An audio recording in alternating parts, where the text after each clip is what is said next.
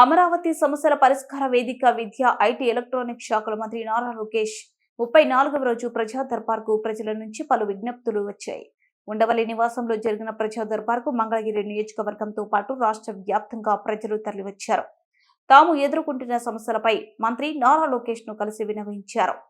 ప్రతి ఒక్కరి విజ్ఞప్తిని పరిశీలించిన మంత్రి పరిష్కారానికి కృషి చేస్తామని హామీ ఇచ్చారు. ఆయా సమస్యలపై అప్పటికప్పుడే సిబ్బందికి ఆదేశాలు జారీ చేశారు. దీంతో బాధితులు హర్షం వ్యక్తం చేశారు.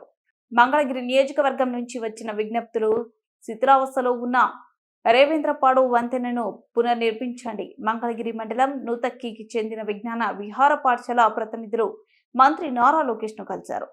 రేవేంద్రపాడు వద్ద బుకింగ్ హోమ్ కెనాల్ పై శిథిలావస్థలో ఉన్న పురాతన వంతెనను పునర్నిర్మించాలని విజ్ఞప్తి చేశారు.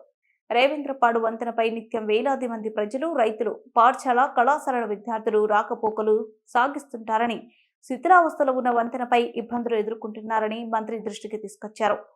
ఇరుకుగా ఉండటంతో పాటు తరచూ వాహనాలు నిలిచిపోవడం, వంతెన ఇరువైపులా ఆక్రమణల వల్ల ప్రజలు ఇబ్బందులు పడుతున్నారని వివరించారు. గత ప్రభుత్వానికి ఎన్నిసార్లు విన్నవించినా ఫలితం లేదన్నారు.